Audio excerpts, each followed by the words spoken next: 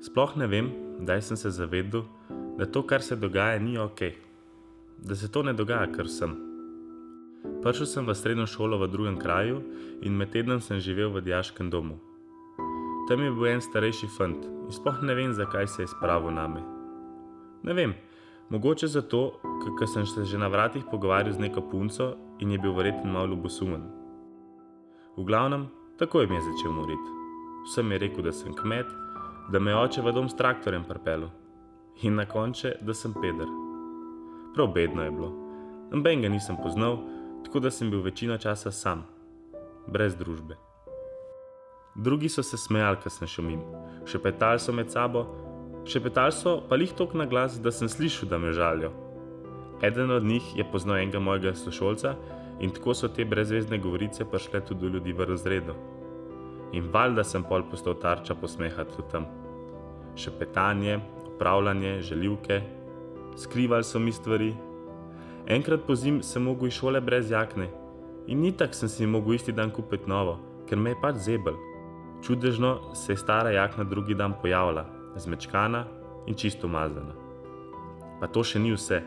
Enkrat, ko sem šel k tabli, me je sošolc potaknil in ko ga je profesorica vprašala, kaj je bilo to, je rekel, da večkrat padam, ker sem pač bolj navajen po polju hoditi.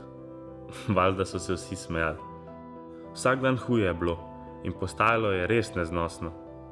Nisem mislil, da se kdo v srednji šoli tako otročje obnaša in pojma nisem imel, kaj bi mi lahko pomagali. Ta starim itak nisem hotel nič reči, ker bi jih preveč skrbeli, pa tudi sram me je bilo. Prijateljem iz osnovke ne bi nič rekel, ker nisem hotel, da bi se še njim zdel luzer. Novih prijateljev pa tudi nisem imel. No, potem pa so objavili še par mojih groznih fotk na Instagramu. Sploh nisem vedel, kdaj so me fotkali. Pa bil sem res v čudnih pozah. Pisali so take stvari, da so se mi vsi smejali. Imel sem občutek, da se je cel svet spravil name, da sem ostal čisto sam. Začel sem špricati, sploh nisem mogel hoditi v šolo. Če sem samo pomislil nanjo, me je začel boleti trebuh in glava. V tistih parih mesecih sem bil večkrat pri doktorci, kot prej v celem svojem lifeu. Sam na postelji sem ležal. Nič nisem mogel, sam hotel sem, da se vse že enkrat konča. Tistega časa se ne spomnim kaj dosti. Res mi je bilo grozen. Pol pa sem se začel po Facebooku pogovarjati z eno starejšo punco iz naše šole.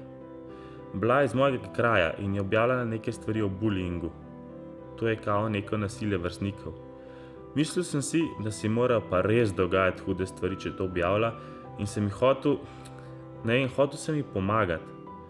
Grozen se mi je zdel, ko mi je povedala, da jo njene sošolke žalijo, da jo kenslajo, da so jo izločile in da se nobena sploh noče pogovarjati z njo. Na Facebooku so objavljale, s kolikimi tipi je bila, pa čeprav to sploh ni bilo res. En sošolc je baje kar rekel, da je spala z njim in valjda so mu vsi verjeli, pa je bila to čista laž. Pa kva je narobe s folkom? Spomnim se, da sem mi napisal, da nam samo še to manjka, da bi se jo fizično lotile.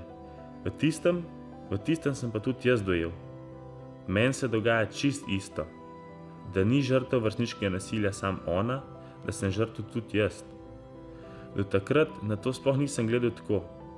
Mislil sem, da se vsi sam zezajo. Jaz pa sem preveč občutljiv in bi pač mogel več zdržati.